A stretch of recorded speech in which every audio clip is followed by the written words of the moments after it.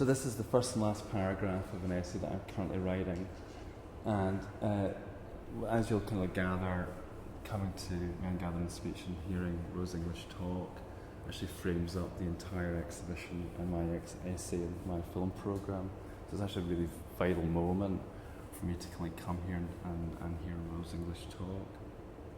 So the film programme is part of an exhibition called Ripples on the Pond, which is one of the first exhibitions in Scotland that's featured all female artists, included in the film programme and the prints and drawings that was at Goma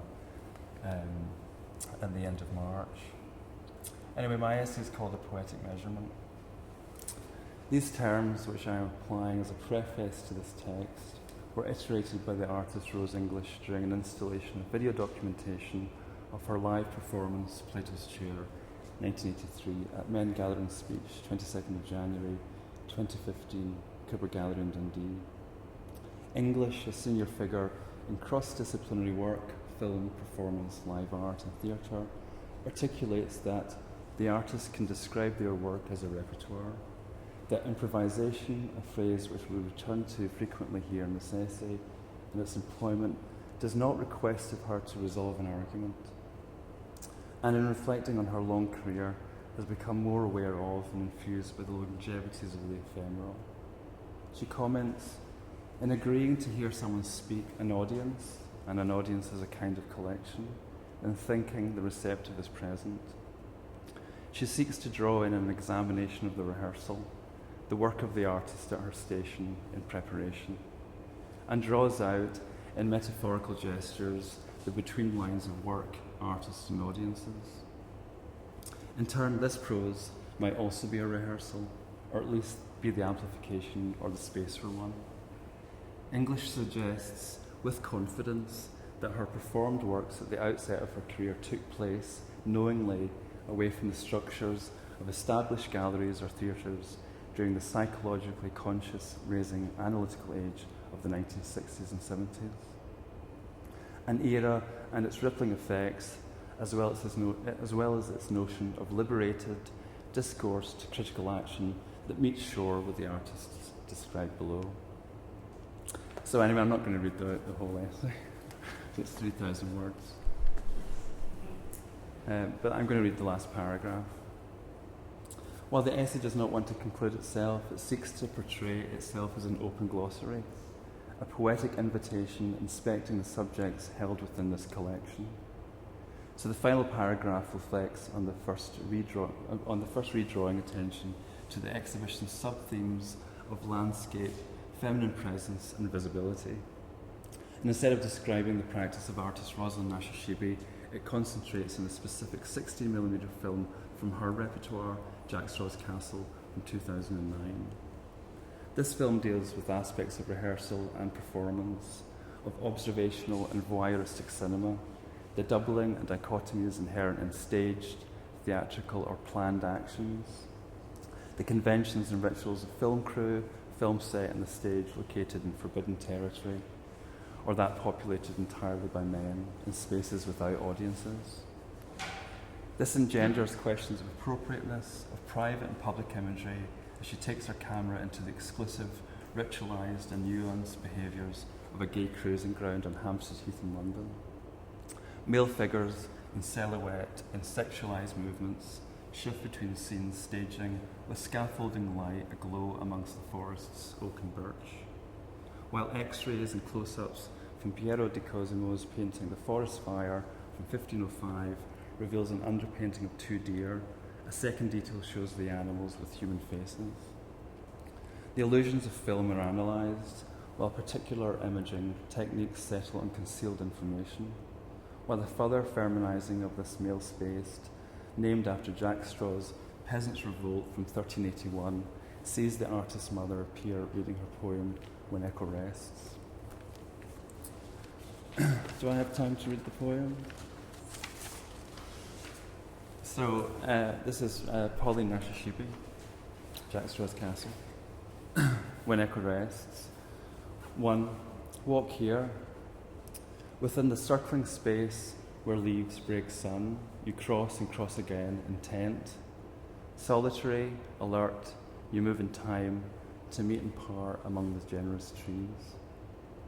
Strangely apart, 3 figures watch. They dart aside too late. The moment flickers, gold to dust and back.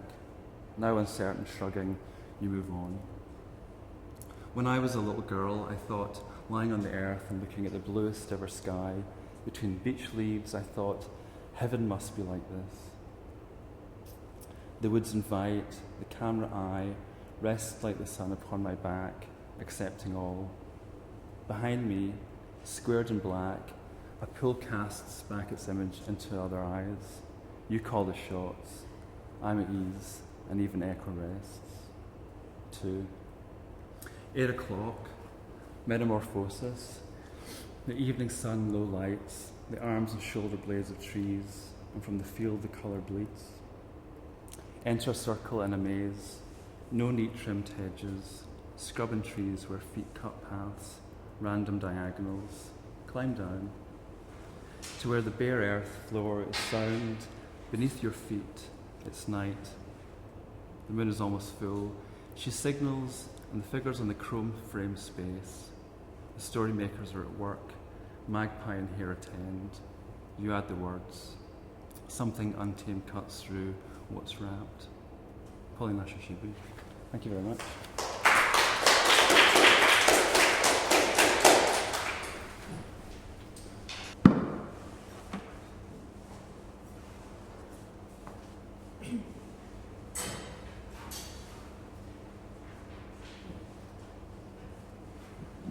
So I'm going to share as our poem of sorts in response to the exhibition. We gather for speech in wired space to weave a web of voices, all voices, any voices. Voices once mute, cut short, threadbare, here find their virtual stitching. They're lifting, they're linking, they're layering, layer upon layer upon layer, resounding in steady sound.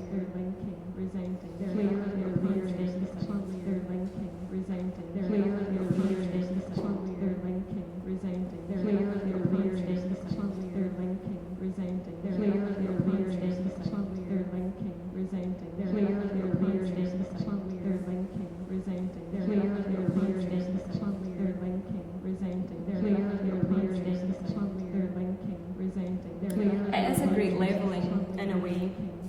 All voices, any voice, given space to speak out, cross lines, and twist their tunes together.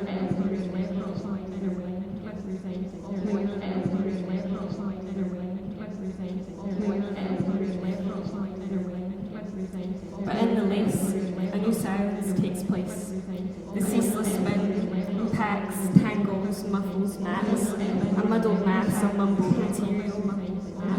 The space is filled with sheets and sheets of voices, many voices, packed, beating, breathless, vibrating, louder, louder, louder, ringing side by side, against one another, rattling, rattling, harder, to be heard, must be heard, but smothered, covered in a stiff sheet of sound. There are no gaps, no holes, no space to think, no space to hear, no space to listen.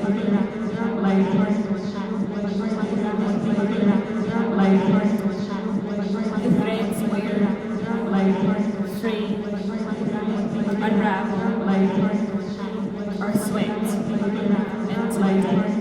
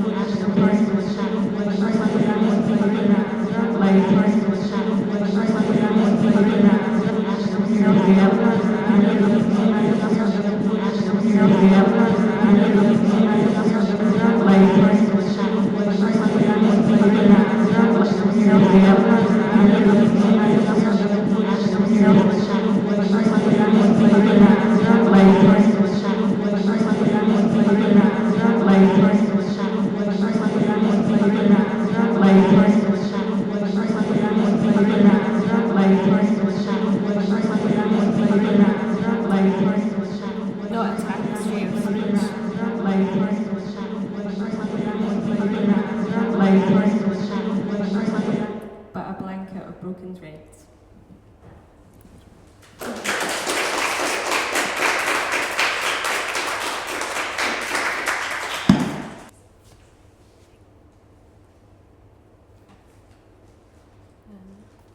A short polemic, perhaps, almost definitely, probably, with reference to Patrick Swayze. The time of our lives, or politics, language and dirty dancing. This time is heavy. It is a time that bears down and on, and a time that is pregnant with potential. Markets fluctuate, borders shift, tensions rise, people call for change. And yet, the machine plods ever onwards, hour after hour, day after day. The tick-tock, tick-tock of sequential time cannot be halted. In ancient Greek, there were two times: chronos, a linear time that can be measured, that moves from then to now to after, a time of terms and reigns and eras. But there is also kairos, the right or opportune time, the indeterminate moment of transformation, a potential energy simultaneously present and absent in all moments. In rhetoric, it is the opportune moment for speech. In our time, this duality of meaning is lost, and if words make thoughts concrete and turn ideas into action, our language is lacking and our force curtailed. For in chronotic time, our time, we are rendered helpless, our voices muted, our bodies confined. Chronos is our inevitable consumption. But kairotic time is possibility, a challenge, a disruption. At such a moment, politics is no longer defined as the exclusive business of politicians and of governments. It is produced by publics in squares and in streets. It is held in common between people. And when they speak, their words cause change. They shift now and next. In the final scene of Dirty Dancing, Johnny Castle, played by Patrick Swayze, brings France's baby houseman to the stage as the first bars of The Time of My Life begin to play. As they dance, an energy builds within the room. People rise from their seats and take to the floor. Feet tap and hips gyrate. Max Kellerman announces things have changed. It is climactic, it is cliche, and it is kairotic. In speaking about the film, that scene and that song, Patrick Swayze referenced the importance of the music at that moment in bringing together people and a narrative arc. He also revealed it was the first scene of the film to be filmed. And in a moment out of sequence, they dance.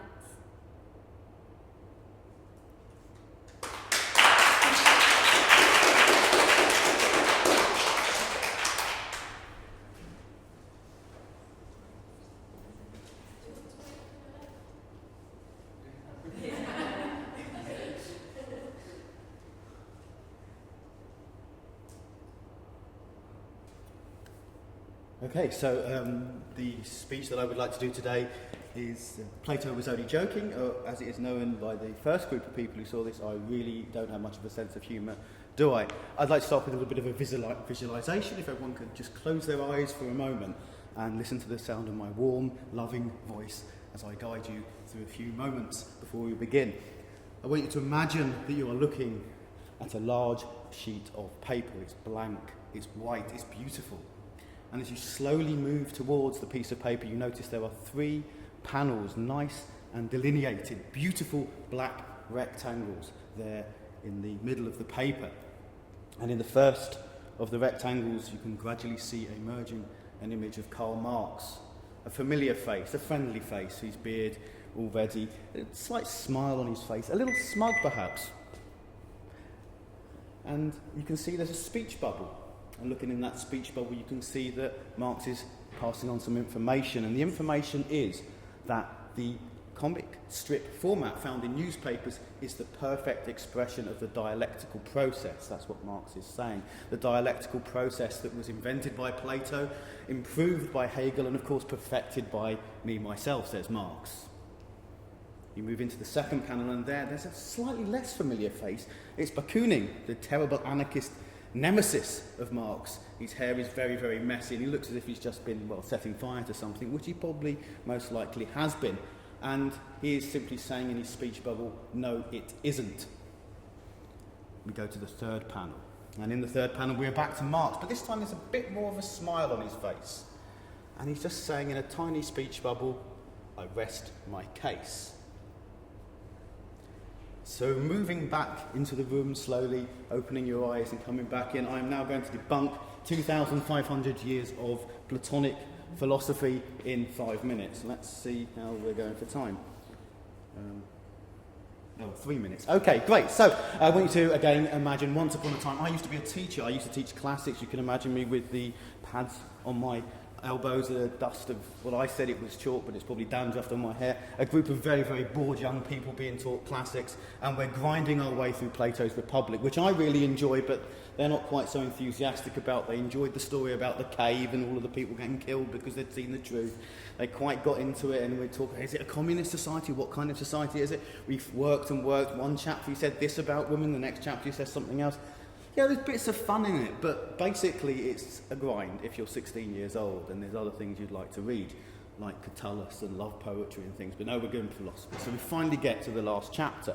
And in this chapter, if you're familiar with the Republic, you'll know that we come to the myth of I haven't forgotten his name, that's his name, And dies, and he goes to the afterlife, and he's told the secret of why Plato's perfect society can exist. It's a load of bullshit.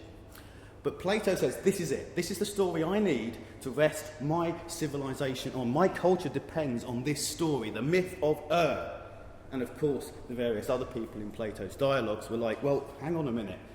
That's a lie. You're creating a rational society ruled by philosopher kings. You've spent an entire damn book telling us this. And now you're going to tell us it's based on a lot of nonsense that you're going to make up. And Plato, through Socrates, of course, because he never took responsibility for his words, he got Socrates to say it. He'd already been killed, so it didn't matter too much. And he says, it's a noble lie. It's a lie, but it's a noble one. It's for a good reason. And there's a silence in my classroom, because they have spent 6 months studying with me. And I've told them that Plato is rational, that he is developing an idea of a society that is based on philosophy, that is based on truth, that is based on working things out to the best of your ability and knowing dialectic and getting all this stuff. And they're like, well, great. Thank you very much, Gareth. That's been a real pleasure. I just hope this question isn't in the exam, because the whole thing's nonsense. And they're right. They're absolutely right. And this is a shock, because I'm standing with my chalk and everything all over the place and thinking, oh, God, why didn't we do Catullus in the first place? Why did I want to do Plato? This is nonsense. His entire philosophy doesn't work without lying. And then one of the kids says, we've had some good arguments, though, haven't we, in this class? Oh, yeah. That status of women thing. Because in one chapter he says they're equal, and the next he says they've got to have babies. So, what did he really mean? And that thing about theatre as well, that bugs me. I'm a theatre critic now. It's a bit hard to be a Platonist and a theatre critic, because Plato would, of course, kick all the theatres out of his perfect city because they're a bunch of liars. But he turns in this kind of Daily Mail columnist saying, they're not telling the truth, you better get rid of them. And what you do, the damn thing looks like a play, and you're going to ban plays. Oh, God. And then suddenly, one of these 16-year-olds who would much rather be outside, probably running around throwing a rugby ball, just goes, there isn't a perfect pint, is there? Forms and all that stuff, the idea that we're supposed to copy, or we're not supposed to copy things because they're closer to dirty reality, the wonderful Godhead that is perfect. And if you think about pints, every pint is different. You get a pint of Tennant's, it's different. There's no perfect pint. The forms don't exist. I was like, but that's the essence of the philosophy. We can never get around this. We could never work out how to break that down when we studied it. So I'm getting quite angry now, because not only am I failing to teach them anything, they're actually teaching me something back, and I'm not keen on this. But we can actually keep working it through. I say, look, if this isn't about the perfect rational society, What the hell is this book about? What have we learned from it? We've learned how to argue. Yeah. So he's not interested in creating a society because it doesn't fall together. It's based on a lie. Everything's different in every chapter. There's no consistency. Yeah? Right, so what was the book for? What did we get out of it? And I can't claim this, it's my students who said this, which is really great, and luckily I've forgotten their names, so they can't be credited for it. It's my story now. The Republic was written badly, on purpose. And it was written in such a way that as you read it, you get angry, you get frustrated, you spend your time trying to figure out what on earth Plato is talking about, and in doing so, he sets up a dialectic process between reader and book. The book reads you back as you're doing it. It's a classic thing. And it took a long time for that to actually emerge. And it's not until we get to now, when we can deconstruct things and take them apart and not respect Plato, that we can actually get through to that punchline that he is telling us, which is, it's all a big lie, and he was only having a laugh at our expense anyway. And I do hope you get to read The Republic, because the last line's hilarious.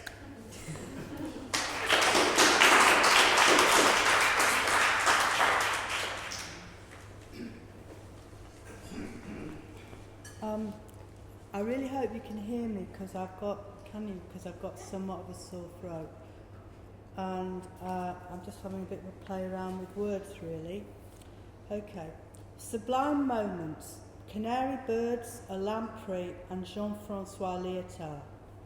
When the ebullient Parry, the eponymous hero of Neil Munro's short stories, described a person, scene, or object as just sublime, he probably wasn't thinking of Jean-Francois Lyotard's reworking of the Kantian sublime, never mind the critique of judgment by Immanuel Kant himself. Lyotard noted that the word sublime is common currency today to colloquial French to suggest surprise and admiration, somewhat like America's great.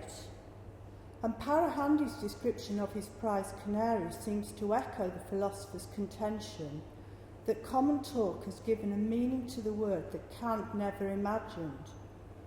But maybe Parahandy was not so far from Lyotard's interpretation after all when he said, contemptuously, "Canaries? I have a canary yonder at home that would give ye a sore head to hear him singing. He's just sublime." Lyotard described the sublime as a mixture of pleasure and pain that defied rational comprehension, a bit like the migraine-inducing bird's song. He also, rather waspishly, reminded us that this concept has belonged to the most rigorous reflections on art for at least 200 years, despite the fact that these days the word seems to be used to describe anything that is nice or attractive. In fact, a sublime moment is more likely to be a name for a brand of chocolate than a considered judgment about an artwork. In the past, the sublime was used to describe objects that evoked a feeling of awe. The word awesome has now come to have another meaning too, but that is a whole other positioning paper. Immanuel Kant considered huge, violent or formless objects such as a mountain, a storm or our idea of God to be worthy of the description sublime, huge experiences that seem to defy comprehension. However, nowadays most of us think we know far too much to be overwhelmed by a mere mountain or a storm. After all, the Discovery Channel is just a click away. It may be that God is still up for grabs, but personally I would rather find my sublime moments in art. Jean-Francois Lyotard turned his attention to the sublime in the latter half of his career, and he found it in postmodern avant-garde art.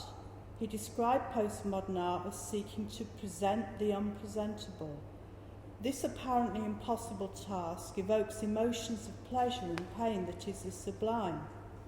Lyotard used Barnett Newman's work as a perfect example of postmodern avant-garde art, because Newman had consciously tried to achieve the sublime in his paintings. Lyotard believed he achieved that by making his viewer feel that something profound and important was going on but without having a clue what it was. I think that Ava Hess was experiencing something of the sublime when she said Carl Andre's work. I feel, let's say, emotionally connected to his work. It does something to my insides. In my view, for an artwork to be successful, be it digital, performative, conceptual or classical, this visceral reaction must be evoked. Hess's work does more than a mere something to my guts. It sears through them. And I think this might be defined as a sublime moment. It may be, though, that the sublime is not just confined to such rarefied concerns as art or the idea of God. I think I found an instance of it in a children's book, Fox in Socks by the incomparable Dr. Seuss. Towards the end of the book come these immortal lines. Let's have a little talk about Tweedle beetles.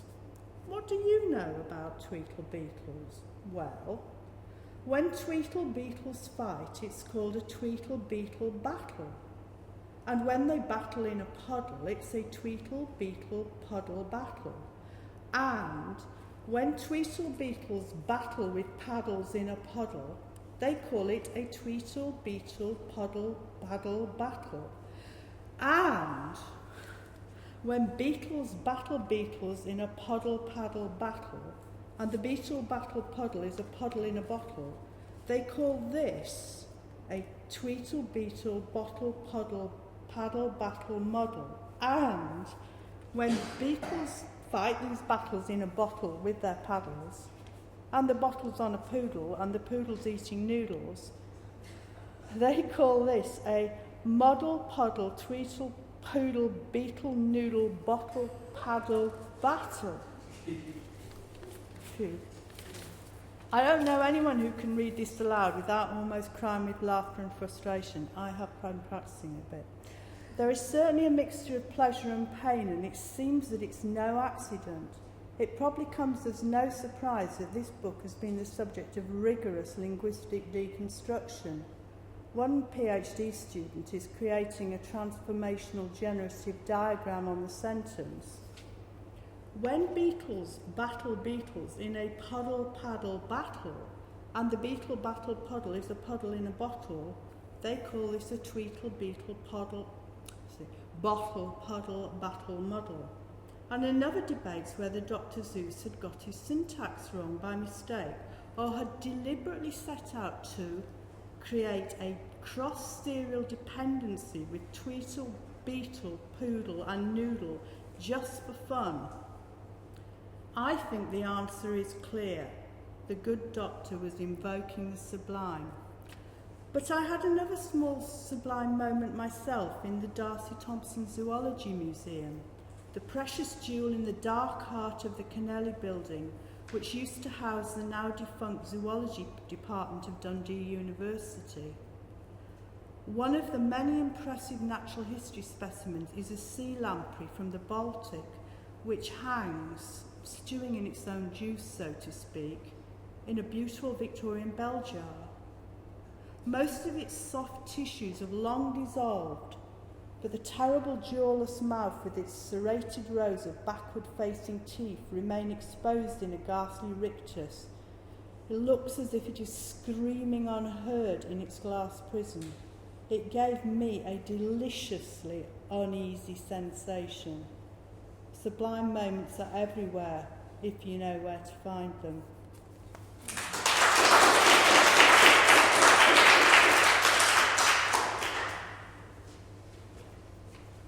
Hello. This show was all about kind of dialogue and human speech, so I decided to read something from an internet forum because I found it interesting, kind of what happens to human dialogue when removed from like time and physicality, and also any kind of accountability. So, Riship, new member, posted, "On Friday night I took XX of Valium and slowly began to realise afterwards that it might not have been a good idea. My question is, how many Valium pills does it take to overdose? If someone could get back to me on this, I would greatly appreciate it. Zippy Goddess, Platinum member, says, well, first of all, if you're taking that much Valium at once, you've obviously got a problem and you need help. With long-term side effects, you might not feel them, but they're there in your body. Riship 316, now banned, says, I'm aware of all the side effects of the drugs I take. Do I have a problem? That's between me and my doctor. Robert _325, retired, says, we got your questions indicating that you are advocating suicide deleted off this forum. This is a forum for legitimate medical questions, and your question is about how many drugs to take and to successfully kill yourself, and it won't be answered here ever. I love you as your brother in Christ. Anonymous guest says, I think that's pretty rude. You come on here, you ask how much to OD, and then you tell Zippy that you don't want help. I think you need to sort yourself out, starting with attitude. Robert _325, retired, says, I've already prayed for Riship in Jesus' name, which I also pray has a value to Riship. New York Gal, Platinum member, says, anyone can figure out what you need to take to kill yourself without asking a group of people on a computer. Riship 316, banned. I apologise and didn't mean to offend you. My pills were stolen by a friend. I wanted to know if you'll be okay. Since you're speaking of suicide, I guess I won't be. As for me, I do have my own battles. I was in a motorcycle accident and this left me handicapped with severe nerve damage. Anonymous guest. I had an uncle commit suicide about 18 years ago and I was angry. I saw all the devastation he left behind. Kids, grandkids. New York Gal, Platinum member. My dad always said he wanted to choose before he lost all dignity. Anonymous guest. How did your friend manage to steal them off you anyway? He obviously knew you had them and where you keep them. Riship 316. As far as how he managed to steal it, he's my best friend. I've known him for 14 years. He even has keys to my apartment. I just didn't think his mind was on this track. Thank you for all your support in this matter. I really needed it. Riship 316. Thank you for the support this forum has provided. Thank you all.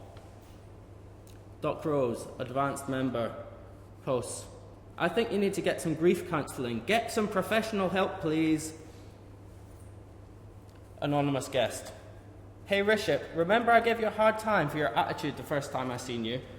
Well, now I'm wondering why he had access to your drugs and place. I know you said he was a best mate, but my best mate doesn't know where I stash my drugs. And you held back, you were a cop, and had access to find him. Now you're on suicide watch, yet you don't want your wee daughter to suffer. If you're a cop, you're going to be in the shit if it was your drugs. Aye? Is that the big worry? Erica Marie, member. I remember in your first post, you mentioned you were left handicapped due to a motorcycle accident. What is the extent of your handicap? Just curious, because now you're mentioning you're a cop detective. As for if your friend suffered any pain, that's hard to answer. I think with an OD, your respiratory system suppresses and your body shuts down, like falling asleep and not waking up. There are no words I could type to make this feel better, but I can tell you this, God is with you. Riship 316, banned. About my injury, a lady came out of her driveway and didn't look for any traffic whatsoever. She slammed into me. I flew off the bike at 40 miles per hour directly into a tree. The bottom line is that I now can't use my right fingers, and the problem is the pain. Anonymous guest. So, you're on quite a cocktail of drugs, aren't you? So imagine if you took so much, you would drift off to sleep, and that would be it. End of story. Doc Rose, advanced member. Why don't you come clean and tell us what is really the issue here? Doc Rose, advanced member. You are very defensive. Most cops don't make threats either. You can pay me a visit if you want. What I'm saying is, I'm surprised they would let you behind the wheel with the amount of meds you are taking. Here is what I don't understand about you. You are a cop, but you come on the forum asking us to help you find your friend after he stole your meds. Why not use the resources you have at your disposal? You said he took all of your medicine, now you have nothing for yourself. I live in California, near Disneyland. Your story doesn't make any sense, that's all. I'll be waiting for your visit. New York Gal, Platinum member. Ladies, I have been suspicious of the story from the beginning, although I gave him the benefit of the doubt. I kind of felt bad for him. I changed my mind when he threatened Doc Rose. Plus, I do not believe you could be on active duty with that kind of drug intake, plus the handicap, plus if he is in such pain and is no doubt addicted, why is he not freaking out about all his meds being gone? New York gal, platinum member. I doubt he'll be back. He's probably out investigating a homicide or something while in extreme withdrawal. Doc Rose, advanced member. He needs to ask for help and stop playing games. And who would threaten someone like that? He logged off immediately after I said I had the bit about having his phone number. I am sure we won't hear from him again. Doc Rose, advanced member. I'm still waiting for the NYP to knock on my door. LOL. I loved your post. I laughed so hard too. Thanks for defending me, girls. I appreciate it. Moody CC, new member. God cares for you. Ask him for help. Thanks.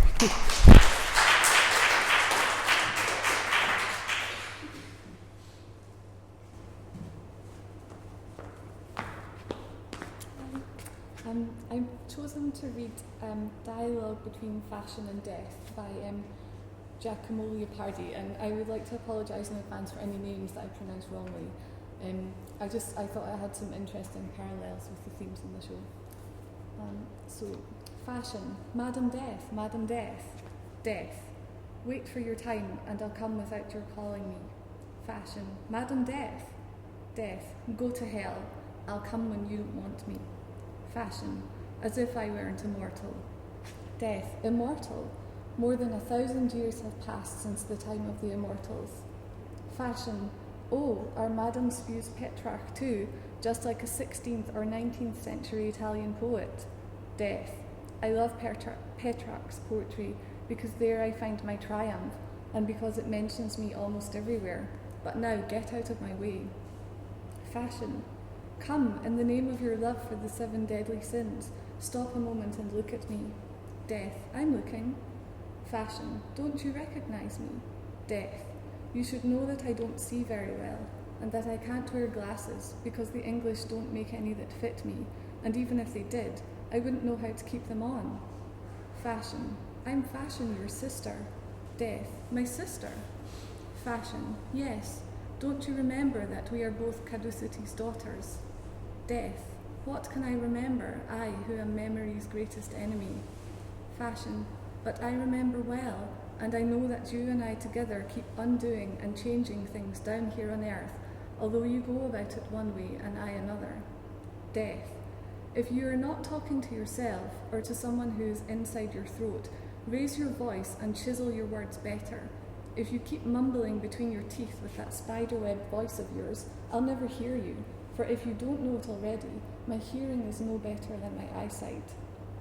Fashion, even if it isn't good manners, and in France people don't speak in order to be heard, and since we are sisters and don't have to stand on ceremony, I'll speak as you want.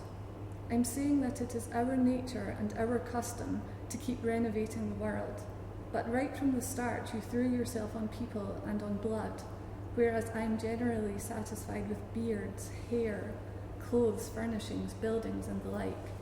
It is quite true, however, that I haven't refrained, nor am I refraining now, from playing many games comparable with yours, such as, for instance, piercing ears, lips, or noses with holes, and causing them to be torn by the trinkets I hang in those holes, charring the flesh of men with red-hot brands, as I make them do for beauty's sake, misshaping the heads of babies with bandages and other trappings, making it a custom for all the men of a country to have their heads in the same shape as I have done in America and in Asia, crippling people with tight shoes, cutting off their breath and making their eyes pop out because of their tight corsets, and 100 other such things.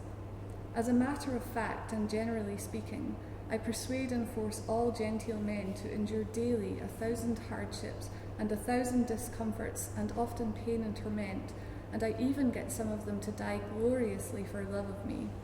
I won't tell you about the headaches, the colds, the inflammations of all kinds, the quotidian, tertian, or quartan fevers that men catch to obey me, agreeing to shiver in the cold or to stifle in the heat according to my wishes, by protecting their shoulders with wool and their chests with cloth, and by doing everything my way, no matter how much it hurts them. Death. Then I believe that indeed you are my sister, and if you want me to, I'll hold it more certain than death itself, without your having to prove it with a parish birth certificate. But if I keep this still, I'll faint. So if you feel like running next to me, be sure you don't croak, for I go fast, and as we run, you can tell me about your business. Or else, in view of our family ties, I promise that upon my death I'll leave you everything I have, and you can stay where you are with my best wishes. Fashion. If we were to run the palio together, I don't know which of us would win the race, for whereas you can run, I can go faster than a gallop, and whereas you faint by standing still in one place, I waste away. So let's start running again, and as you say, as we run we'll talk about our affairs. Death. Let's get on with it. And since you were born from my mother's womb, it would be good if you would help me in some way with my chores. Fashion. I have done that in the past more often than you think. First of all, though I continuously cancel and distort all the other customs, I've never in any place allowed the practice of dyeing to stop. And because of this, you can see it going on everywhere from the very beginning of the world until today. Death. Some miracle, that you didn't do what you couldn't. Fashion. What do you mean I couldn't? Obviously you don't seem to know the power of fashion. Death. All right. We'll have plenty of time to talk about that when the custom of not dying has come. But for the moment I would like you, as a good sister, to help me obtain the opposite goal more easily and more speedily than I have done so far. Fashion. I have already told you about some of my doings that are of great assistance to you, but they are trifles in comparison with what I am going to tell you now. A little at a time, but mostly during these past years to help you out, I have caused the neglect and the elimination of the exertion and those exercises which favour physical well-being, and I have introduced innumerable others that weaken the body in 1,000 ways and shorten life, and have caused them to be valued highly. In addition to this, I have put in the world such orders and such customs that life itself, both of the body and of the soul, is more dead than alive, so much so that this century can truly be called the century of death. And while in ancient times you had no other property except ditches and caves, where you sowed bones and dust in the darkness, which are seeds that bear no fruit, now you have land in the sun, and people who move and walk about with their own feet are, so to speak, entirely yours even without harvesting them. As a matter of fact, from the very moment they are born. Furthermore, if in the past you were generally hated and reviled, nowadays, because of my doings, things have come to such a point that whoever has any intelligence values and praises you, preferring you to life, and loves you so much as to call you constantly and to look to you as their greatest hope. Finally, I saw many boasting that they would become immortal. That is to say, they would not die completely because a good part of them would not fall into your hands. Although I knew that this was nonsense, and that if those or any other people lived in the memory of mankind, their life would become a joke and they wouldn't enjoy their fame any more than they would suffer from the humidity of their tombs.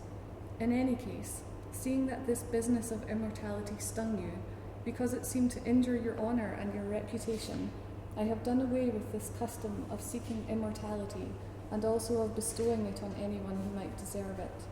So now if someone dies, you can rest assured that there isn't a particle of him that isn't dead, and he'd better go right underground in his entirety, just like a fish who's swallowed up head and bones in a mouthful. These things are neither few nor slight, and I have done them for your sake, as I wanted to advance your domain on earth, as has happened. For this purpose, I am ready to do the same and more each day, and for this reason I looked for you. And I think it desirable that from now on we should always stay together, for in this manner we'll be able to talk things over and reach the best decisions as well as carry them out. Death. You are quite right. Let's do as you say.